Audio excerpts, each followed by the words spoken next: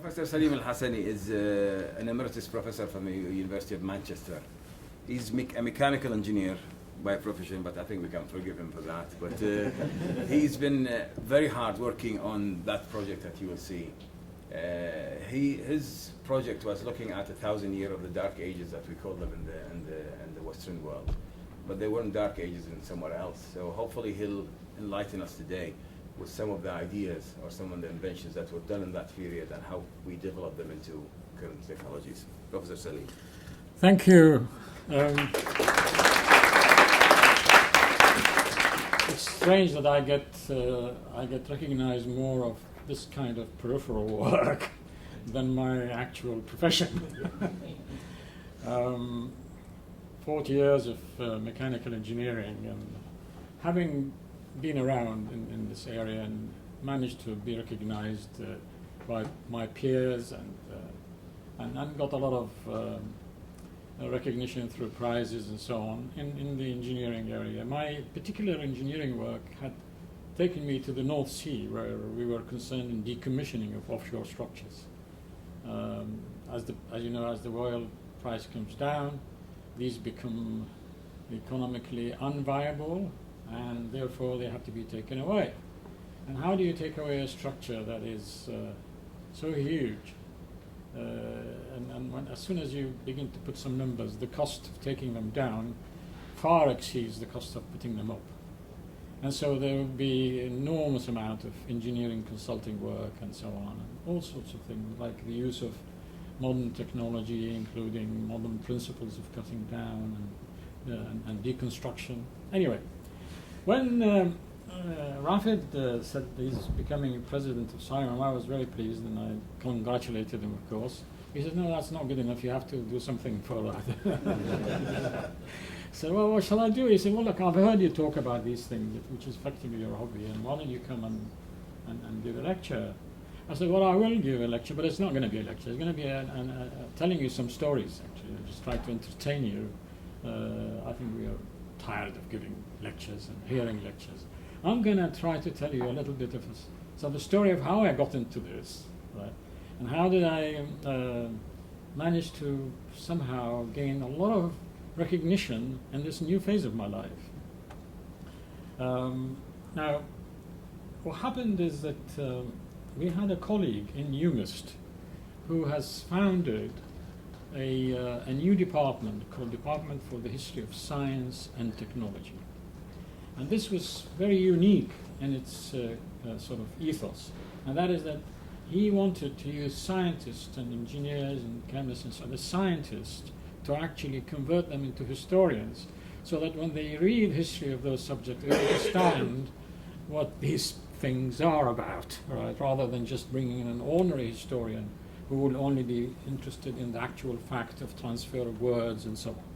So that was his theme, and we stayed as friends, and we never really talked about it. We see each other in common rooms. And then one day he came to me, he said, Salim, what do you want to do with yourself? I said, what do you mean? And that's him. God bless him. So Donald said, look here, Salim, what are you going to do with yourself? I said, what do you want? What do you mean? He said, look, you've done very well. You know, you've got hundreds of papers, you're highest earner in UMIST, and you know, what do you? I said, well, I'm open to ideas. He said, I'll tell you what. I have spent my life looking at history of science and technology, and I found that there is some sort of a black hole in the timeline of history of science and technology.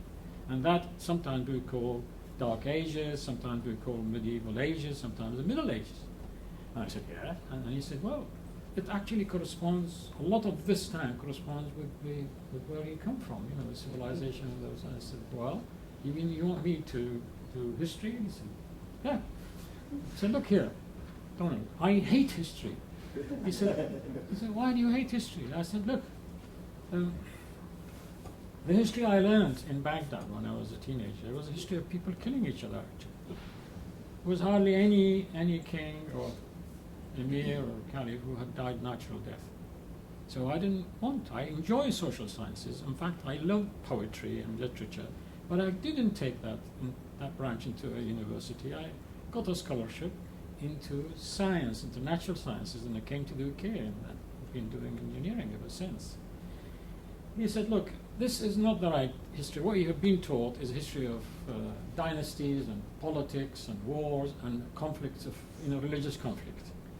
If you look at history of science, then you will have a different story. There was another parallel history in humanity, and those are people who were interested in the natural environment and natural science, and they were driven by curiosity.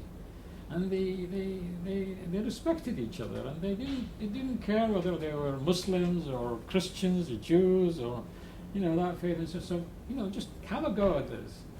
I said, but that's just a bit complicated. He said, look, I know you can, but just give it a go and see. And as usual, professors, what do? They look for opportunities of ideas and see if there is a niche that they can actually work in. So I went around, looked. Interesting. There were book of physics, for instance, I picked up, and I remember in those old, I think it's still there to teach the same book. It was Nulken and Parker, my A-level 10 days. I picked up all the names, and he was right. All the names that are mentioned are Europeans.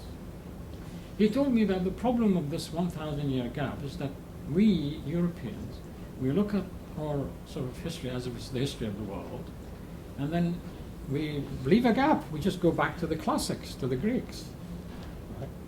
And that's a problem. And he was right. When I looked at this, oh God, he really is right. And then I thought, better I go to the popular books and see what's being said. No, not knowing, I'm just trying to see whether there is something for me to do. And then I went and found a great book. It was very popular at the time, and it's still quite active. A coffee table book with this title, right? The people who made technology from earliest times to present day. Isn't that? Well, that's really the thing that I want to go for, isn't it? Okay. It's got 2 pages per name, right? So you've got Archimedes, Galen, and so on. These are 2 pages, coffee table, and you can read, see the picture, and so on. Right. This is half of that's page 14, and Archimedes will have another page 15. Look at the date. Okay, the next page. I mean, this was really incredible. How could that be? Right. And then the next page. So I said, really, well, Donald is, where have all these historians been then all this time? And is there anything I can do? So I thought, well, what I would do is, first is that, look at a number of things and ask some students to, students are the best slaves to use, actually, you create projects and so on, and they go and they think they're going to get some marks, and then they go there and feel great about it, and then you learn through them. So we've managed to create a number of projects to look into history of science, particularly history of engineering, and come up with this. This was the summary, actually, of what Donald said. It's sort of, that's what we've been taught. In our mindset, my mindset and your mindset, is this, right? There are some civilizations beforehand, right? So, but that's the sort of thing that we have. And then, what we should be having, of course, later after, doing a bit more investigation into the libraries, into the history books, the proper books, not in the public domain, not in the school books, but in the actual archives and literature and research and everything. This is actually the picture, right? You get the Persians, the earlier civilizations like the Mesopotamia, the Assyrians, the Sumerians, the pharaohs, and so on. And then, of course, you get the Persian, the Chinese, the Indian, and then the Muslim. And then, so that's the sort of thing that actually will make sense, particularly nowadays, because the world is becoming one village, and it's very natural to feel that we all belong to one human, one human family, and we live in the blue planet, and therefore that's really what the history should be. Anyway, so I said to Donald, I said, I've collected some stamps. You know, each country in the world, they try to show off their own culture by bringing in some stamps, and then they celebrate Isaac Newton or others and so on. And the rest of the world actually do the same. So there are a lot of stamps, but some of these pictures on these stamps, they're awful. If Newton or others see what the depiction of these artists about them, they'd probably just, they go berserk. Anyway, I said, look, I've got those, and I've got some other slides from some manuscripts. He said, okay, it's time for you to go and give a lecture. I said, right, where? He said, he was president of the Manchester Lit and Film Society. I said, what? I said, these guys are all geriatric professors. Each one of them probably will just eat me alive. I'm going to go there and stand in front of them and talk to them about history. It's just not on. He said, no, just go and try it and see. And lo and behold, I went there, stood up there, shaking like this, these old slides, these little sort of square and the carousels. And when I did give a lecture, give a presentation, I was amazed, actually, that I was more or less like a one-eyed man amongst the blind. It was amazing how much ignorance, actually, we all have about other nations and other cultures. The previous generation to us, the colonial generation, they knew a lot more about the world than we do. Because they went there, and they were collecting information, they wanted to interact with people, they understand how to deal with people, and they appreciated the rest. But my generation, wasn't really at all. And so, the making of the collection, you don't expect to read this. I've got 600 names here of people, men and women, Muslim, Christian, Jews, Sabian, they're there, and I feel that if they were around today, they would probably be Nobel laureates. But none of them had made it into that 1,000 years missing.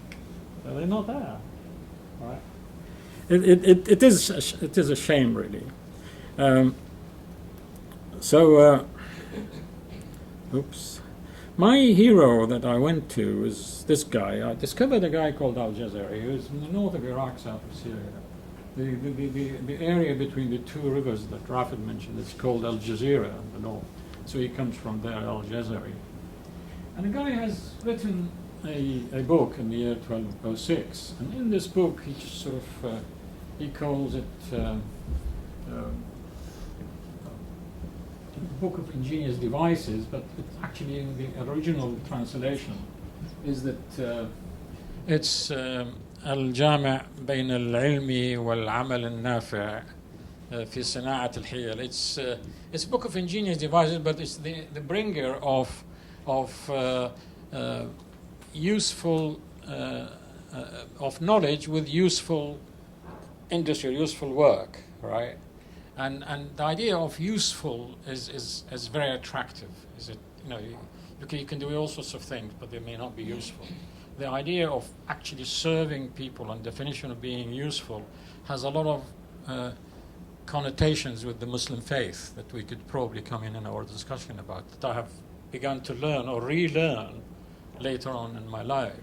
So I took on this guy, and then with the help of students, my slaves, we started putting in projects. And what we did is we looked at some manuscripts. And these manuscripts shows sort of all sorts of interesting gadgets this guy has written. This is a this is supposed to be an animation, right? Now, this is all described in his book of how these scoops work. But to me, he had actually been a great guy in designing timing machines. And this particular one is a clock. Right? This is an elephant clock. Now, he chose an elephant instead of a cow because there are no elephants in the north of Iraq.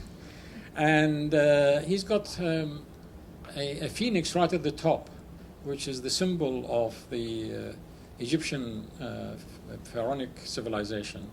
And he's also got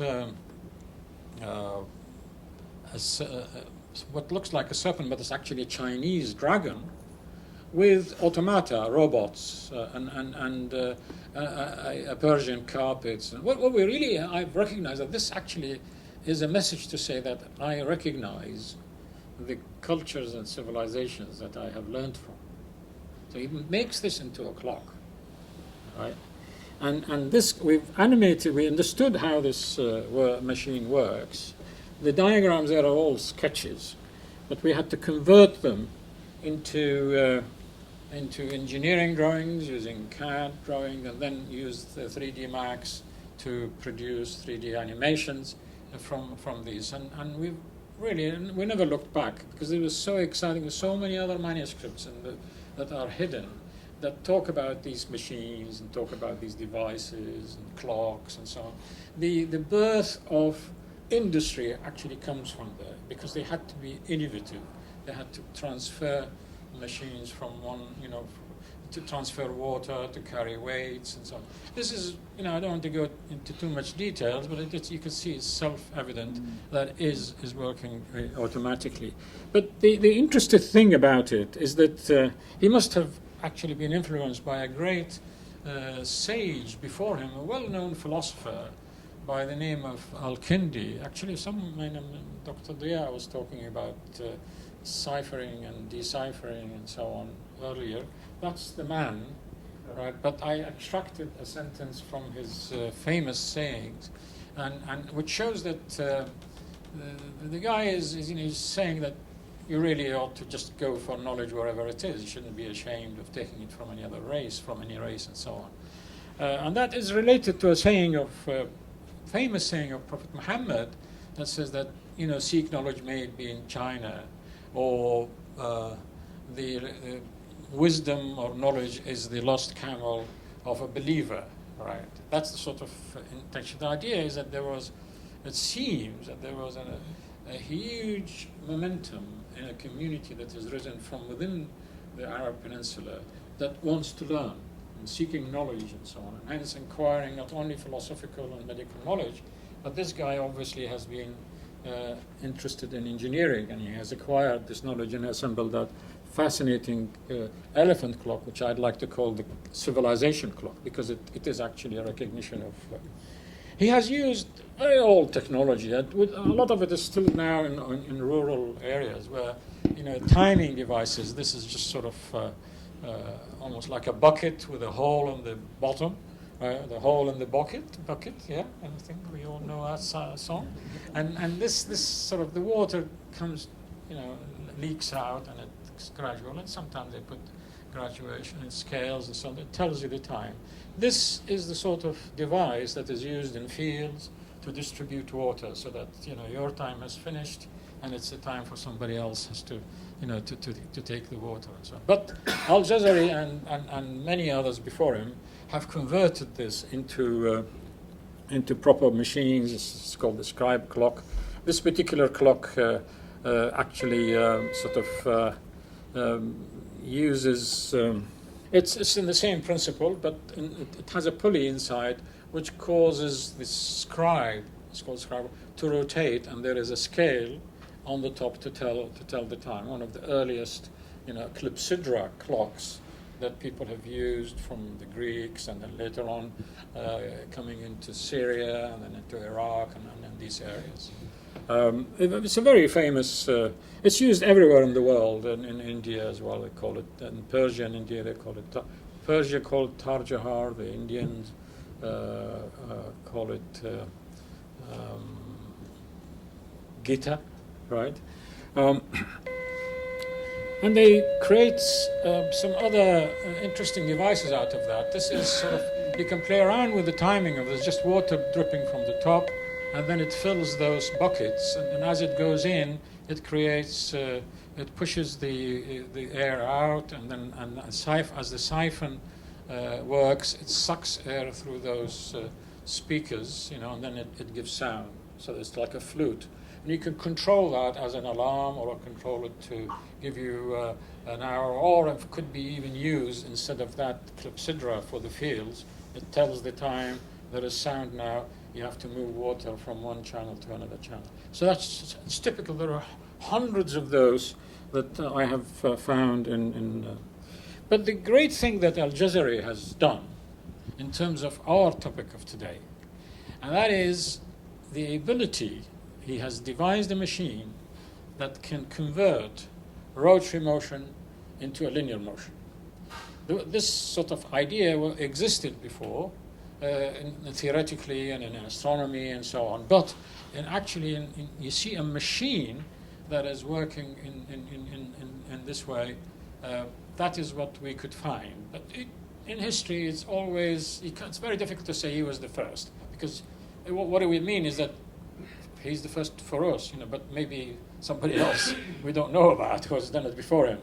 However, he didn't say where he got it from, so we assume that he was honest, and since he was trying to recognize other nations and cultures, he could have been the first. He didn't say he was the first.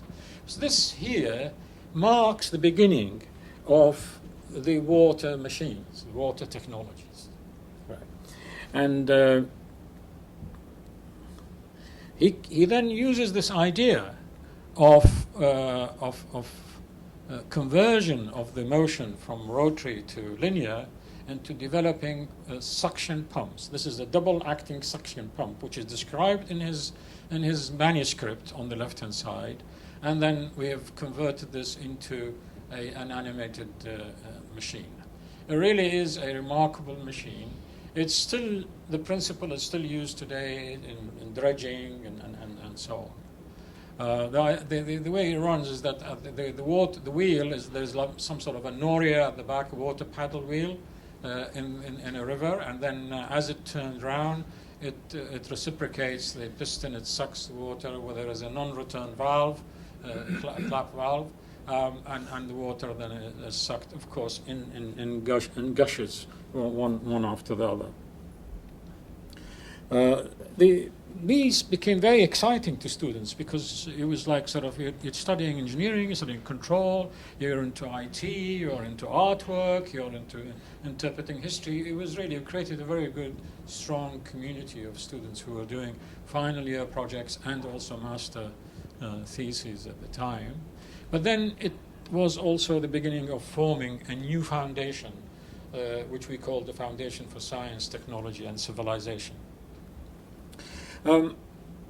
Later on, after about 250 years, another engineer, he was actually a scholar, he was more of an astronomer than an engineer, by the name of Taqiyuddin al-Rasid. He was Syrian, but then most of his life was in Istanbul. He has taken the work of Al-Jazari, of the suction pump, and he converted this into a 6-cylinder engine, a 6-cylinder pump, so that the water comes out smoothly. And he has used the camshaft, as you see there, horizontally, and there are connecting rods which will control those pistons as they have heavy weights made out of lead, and as the connecting rod lifts the weight and then it lets go, it pushes the water up and through there. This was a remarkable machine that had influenced agriculture greatly. Then this idea of preserving water and making sure that people don't waste water, and I think Rafid is very much excited about that, because I remember he made a similar, I attended another occasion of his life, which when he was inaugurated in your chair and your professorship in Liverpool. And then he showed a remarkable lecture about how much waste water we actually make in showers and keeping the water tap open and so on while we brush our teeth.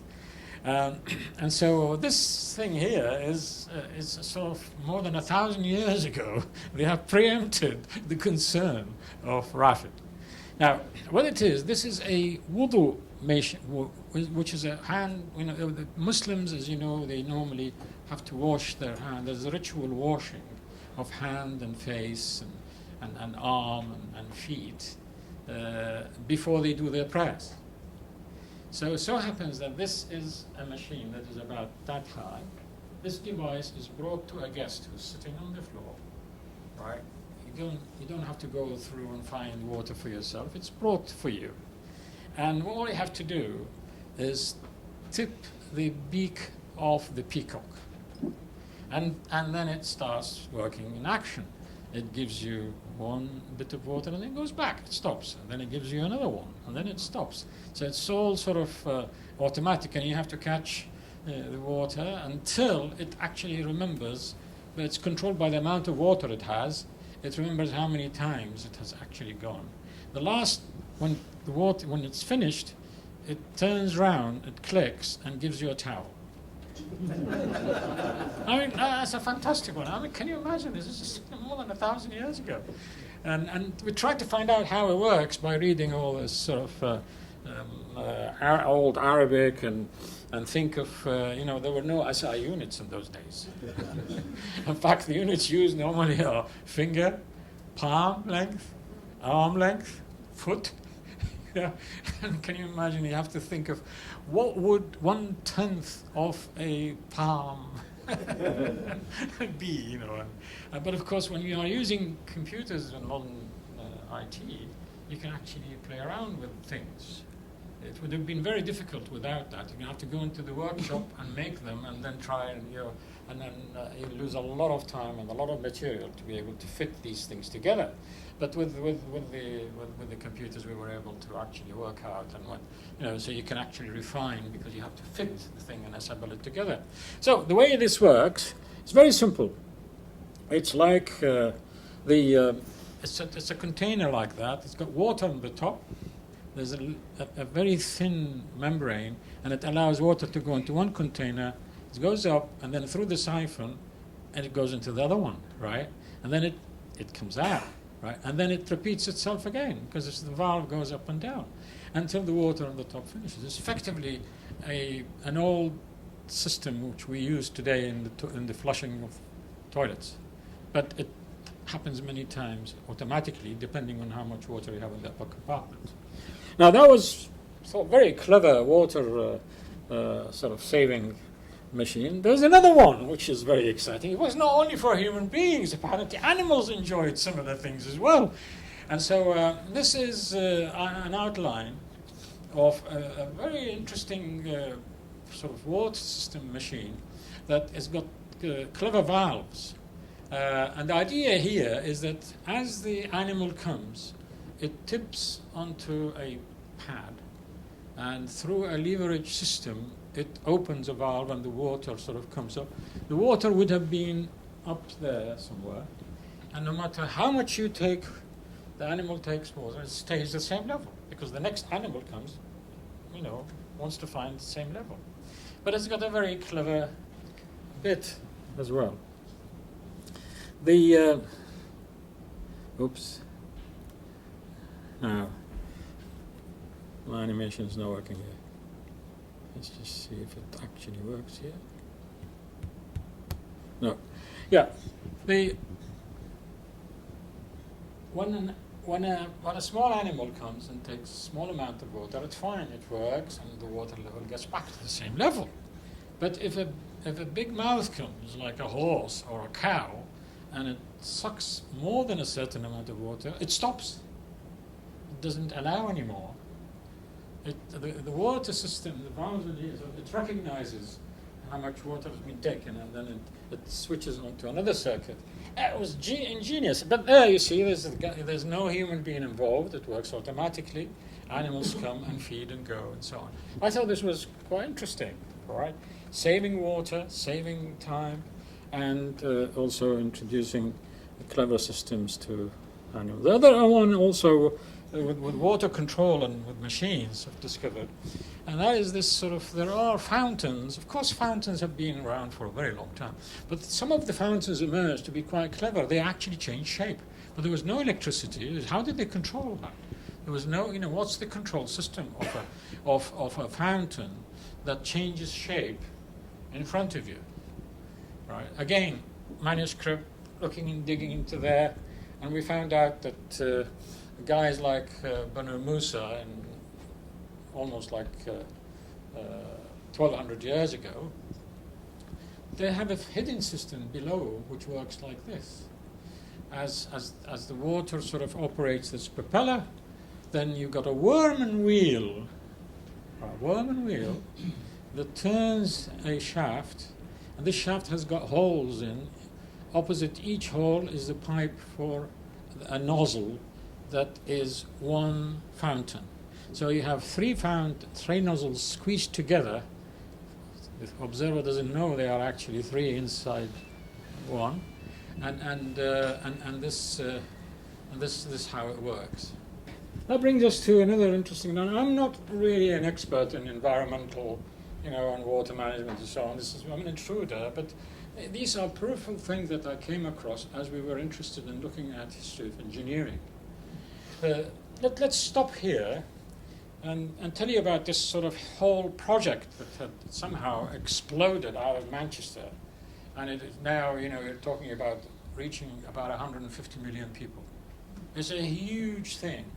What happened is this: that as we were excited about what we were doing, we set up a website called MuslimHeritage.com.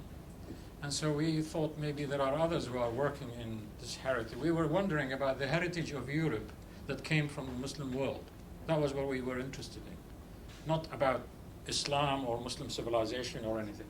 It was about what transfer has taken place through Spain, because this Noria here, this is in Spain, which is the sort of this big water wheel which came from Syria as the Umayyads have transferred into the Andalus and Spain. A lot of water technology and water management came with them, and so this sort of idea is that we look at the heritage of Europe and see how transfer has taken place in a number of areas of science and engineering. Then we discovered that a lot of people were interested in the subject. The number of page views was remarkable. After 1 year, it became like 50,000 page views a day. That's a sort of thing, which is incredible in those days. How is it that there's so many people interested in that? The other thing is that people were wondering, why is it not in the schools? School books don't have anything about that. There are no films. We seem to celebrate Greeks, we celebrate the Romans. There's a huge amount of interest in those civilizations, but there's very little about other civilizations like the Chinese, Indian, and Muslim civilization. We did a survey, and we found that almost 80 people, young people, we've asked for about what do they think when they see someone who looks like me. Right. They think of 1001 Nights. Right. It's incredible. When you see a woman that looks like this, belly dancing. What's 1001 Nights? Oh, Ali Baba, Aladdin and the Magic Genie. And, it's this interesting thing how, in the mindset of people, how this sort of perception is. So what we did is, okay, we're going to we set up a new project called 1001 Inventions instead of the nights. And this had actually exploded. It really became, at the time the government was excited, interested, and then we went into a number of science museums. It started from Manchester, went into London, from London into New York, and in Los Angeles, and it was just now part of it is in China this week. It's been there for 2.5 weeks in Beijing, celebrating together with the UNESCO the memory of a great guy. His name is Al-Hasan ibn al-Haytham, who was considered to be the father of optics, and he so happened to be coming from Basra. He was born in Basra like Rafid was. Isn't that fantastic, eh? You're not going to be able to reach this high, 1,000 years ago, the guy has explained how we actually see. Before, people used to think that something comes out of the eye, and it's sort of hidden rays, and that's how we see. And he said no. He did experiments, and he showed that actually light reflects and it travels in a straight line, and all sorts of very exciting theories that people on afterward, even the likes of Newton. I mean, people say that when Newton said, if I was seeing more than others, it was because I was standing on the shoulders of giants. What he meant was Copernicus and Al-Hasan ibn al-Haytham. Right? That's what people say. So the 1001 Inventions project started, and it was really very exciting. And now it is in China. It's just, I'm not exaggerating, but about 1 million visitors. Million visitors, you know.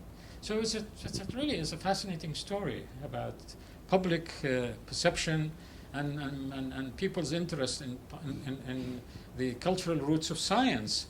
It seems that the cultural roots of science is a space, it's an area where actually people are very comfortable in. They can respect each other and they appreciate each other, and so without any worries about religion or politics or race or, you know, if it's just, you know, all there, we are all together.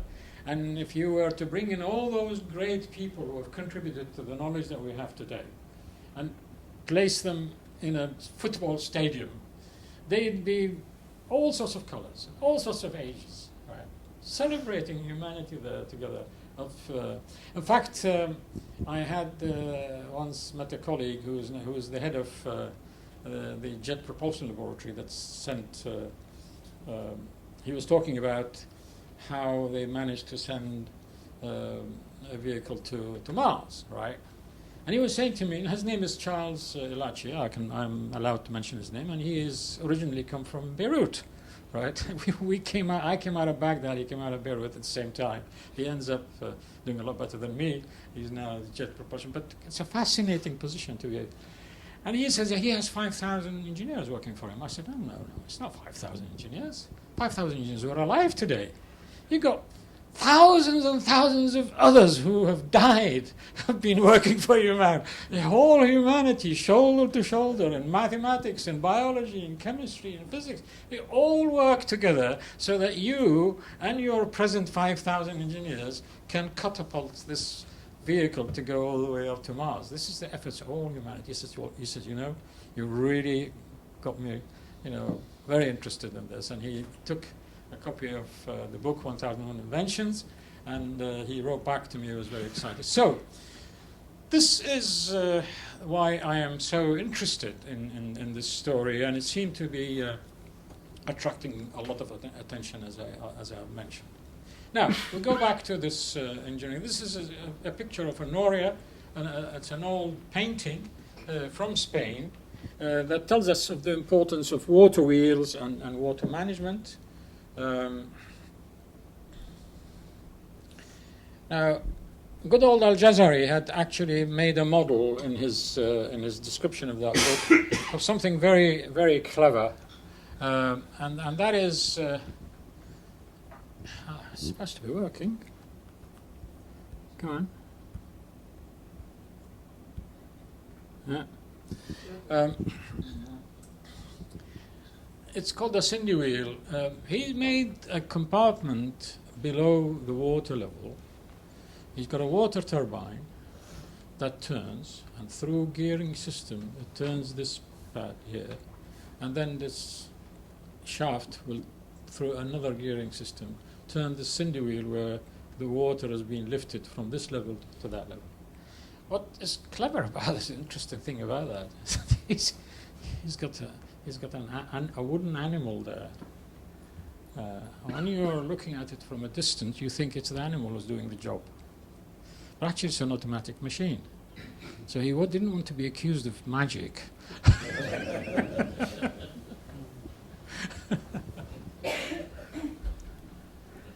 Right, that takes me on to something else which is a bit more to your, it should resonate with your, you know, it's what's happening to the world and the environment. I'm new to this, I'm not really an expert in that, but I discovered that this, you know, there's a huge changes and shifting that's happening in the way these civilizations and these cultures before us and how they used to manage their life and manage their crop and they manage their agriculture and their water, the water resources.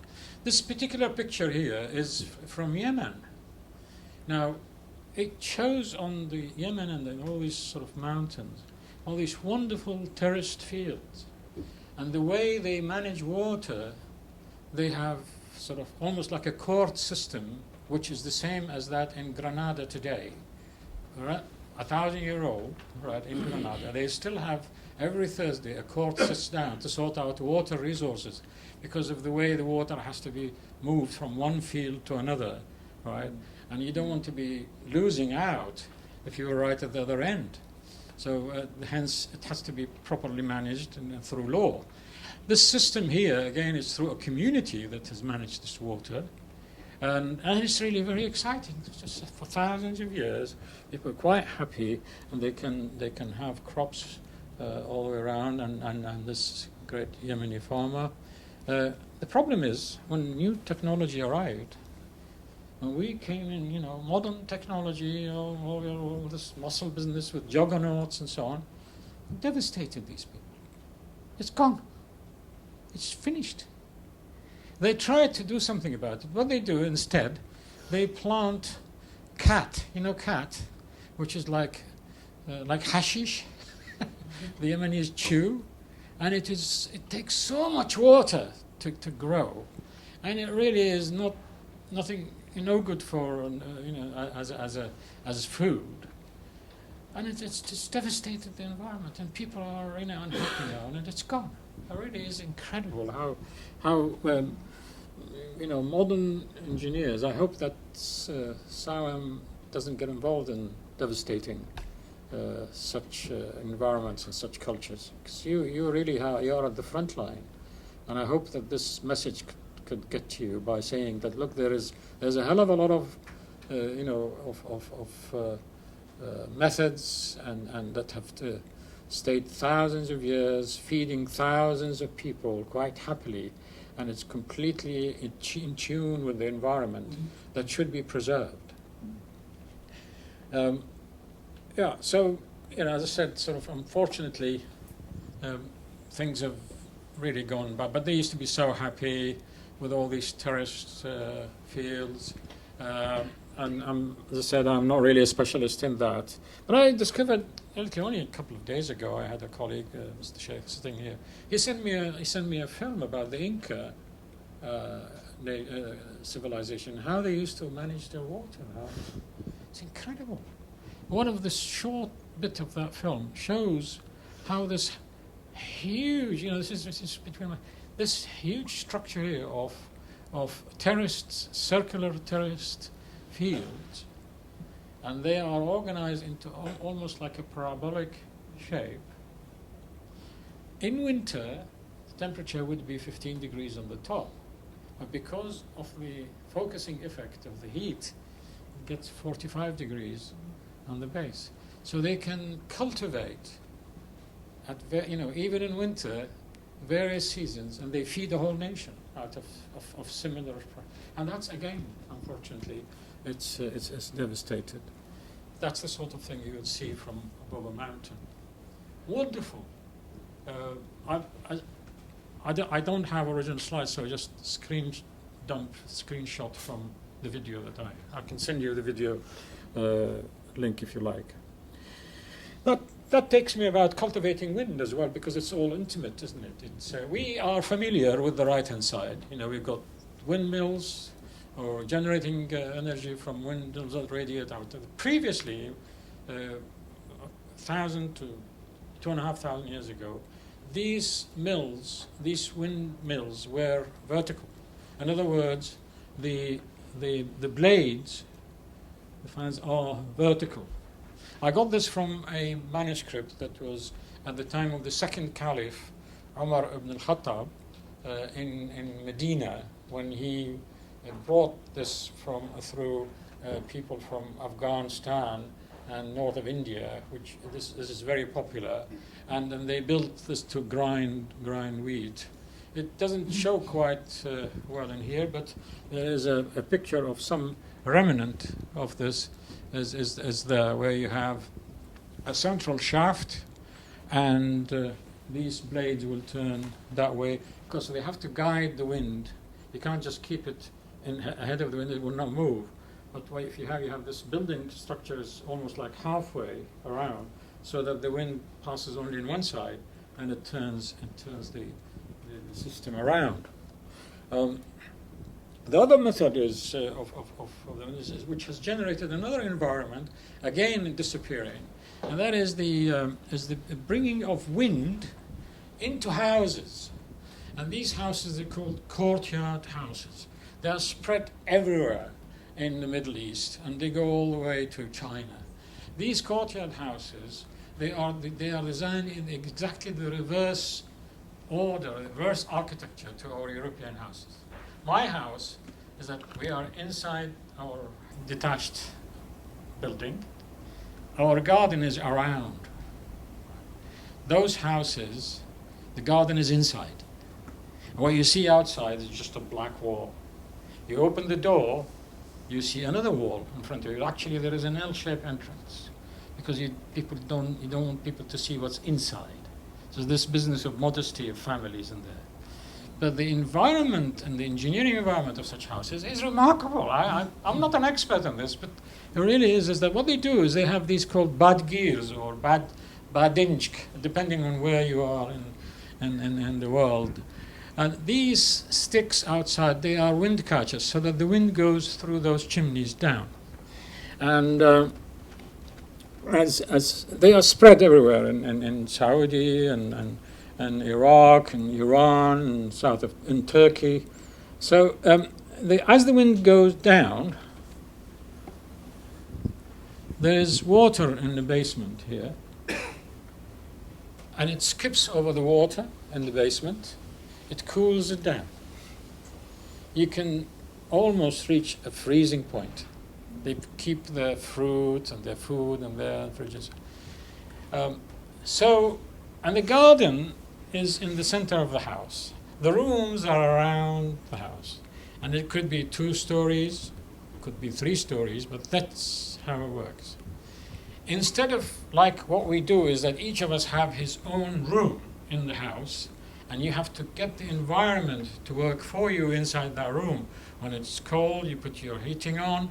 When it's hot, you put your cooler on. Out in those houses, the community moves around. At lunchtime, when it's really hot in the house and so on, what do? They go into the basement. And they stay there for a couple of hours. They may even sleep there in the basement. As it becomes a bit cooler, later in the mid-afternoon, they go into the ground floor next to the garden, and that garden would have had water, it's been spread with water and so on, and people will assemble there. When it's at night, you sleep on the roof, right? There's no your own bedroom. This is all community going and so. So they're all like sort of migrating from one floor to another, following the environment. And these houses were built, for thousands of years. They have very little energy. You don't need it because it's all natural. You don't, and unfortunately, we're abandoning them. I don't understand why. Well, at least use the ideas. Use the material and use the ideas. But it's the way of life that has caused that change. Once you change the way of life, and this business of privacy is that concentrating on a single person, as a man, as a woman, me, instead of others. That singularity has brought this new environment, a new architecture. Whilst in that atmosphere, we, not I. Right? You don't have your own bedroom. It's our bedroom. They may have privacy, of course, man, wife, and so on, but there's this sense of community that has driven that architecture. And I think one can save a great deal of energy and water and so on by re-examining the experience of these great designs and great people. Another very interesting one, that is these, until now they are available. You can see them as you fly between Iraq and Iran. You see scenes like this, these fields on either side. This thing that you see there is like a motor. These are qanats. They are holes dug into the ground. And they are connected underneath. Each of them is like an L shape. All right, they're connected,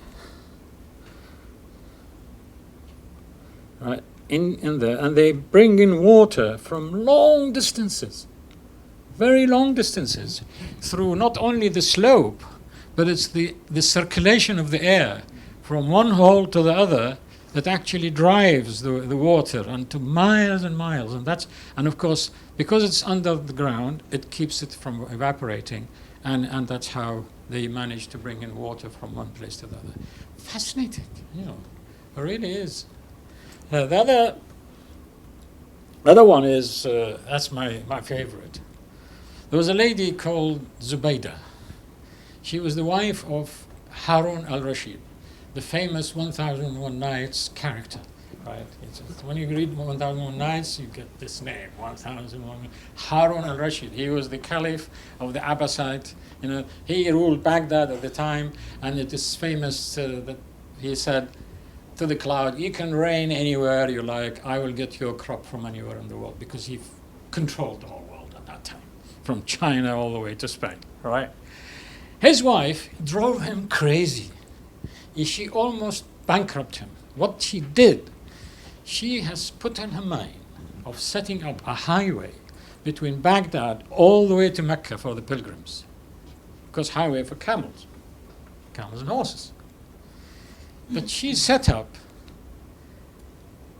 almost like, when we have in the motorway, you call them stations? Service stations. These service stations along the way dig for water, get the water out, like a hotel, caravanserai, right? And food and so on, almost free of charge in many places, all the way across the desert. This is an incredible project, and she did it. Some of it is available still in Jordan and other places, and that's one of them. They're still available, right? In a place called Akik. Isn't that incredible? I mean, that lady, who knows her, right? She should be recognized by your organization. You know, thousands and thousands of miles defeating desert, right? Digging for water and creating a habitat around these oases all the way down, to Mecca. And not only that, when she got to Mecca, she found that there was not enough water for pilgrims. So what does she do? From that time, what does she do? There's a well called Zamzam that many Muslims take this as being sacred water. Some of them even, pinch water from there and bring it to the UK, because of its magic powers. Now, can you imagine there are millions now of people? Where does water come from? Some of it comes from, they come from aqueducts. What she did through an ingenious aqueduct system, and she brought water from those aqueducts through underground channels into the Zamzam well. Many people don't know about that. There's a place called Naba' Zamzam. Right, when you go outside Mecca, it's called Naba' Zamzam, Spring of Zamzam, and that stands until now as her name. She was great, really. So I think that in terms of a woman, and she not only took the money from her husband, she managed it. Managing such a huge project. Speaking about ladies, and their role, there was another lady that I admire, and her name was Fatima Al-Fihri from Fez in Morocco, where she actually inherited a bit of money. She was 23 years of age in the year 859, a long time ago. Her sister built a mosque, but she decided to build a mosque and education institution. And that institution became university. It's the oldest university in the world. Who knows about this lady? First university in the world, right? Women. I mean, when you look at people's perception about Muslim women, they think they're uneducated and so on. And I don't blame them, because unfortunately the status of women now is way, way less and down compared with what they used to be thousands of years ago in the same areas in the Muslim world. So anyway, there you are. That's a thought you might be interested in. I'd like to touch upon why this is becoming a very important subject to various people, institutions, and governments, and so on. It's because this 1,000 years amnesia, apparently, it breeds superiority complex amongst a lot of Europeans and Americans. Because when you read these books of science and engineering, and you only find Western names, and no Chinese, no Indians, and no Muslims, and so on, you feel proud. Inwardly, subliminally, you actually feel superior, because other cultures are not contributing. We have not contributed. Right? Now, conversely, those other cultures, when they read exactly the same books, because these are international books, I mean, Nelson Parker is everywhere in the world, right? And the book of physics, and it's the same book that the Indians and Muslims read, because they think it's all physics, it's all neutral and everything, and they don't find any of their own ancestors there. That, unfortunately, breeds inferiority complex. And when we have inferiority complex and superiority complex, and then that feeds its way into politics and into all sorts of religious and political and, ideologies and so on, it causes a big problem. So our project suddenly began to have a sort of a more meaningful socio-political, socio-whatever impact on the minds of people around the world, right? It gives many of our young people in both, whether they are European or they are non-European, it gives them something to actually compare and become closer together, and hence you create a sense of appreciation rather than a sense of recognition that I know you are, but you really contribute nothing. We are the one who did everything, and so on. And that's the sort of. So, I hope that I've managed to entertain you. I'm not sure that I'll be able to answer questions because, as I say, I'm not really an authority on this subject. This is becoming more of a hobby to me. Thank you for inviting me. I hope you have enjoyed these short stories, and I wish Rafid an interesting year. I don't know whether you're going to be able to travel, doing all this travel that Norman has done. I think the missus was wondering what's going to happen to Rafid next year. She will demand that she will be accompanying you wherever you go. Yeah. So thank you again. Thank you.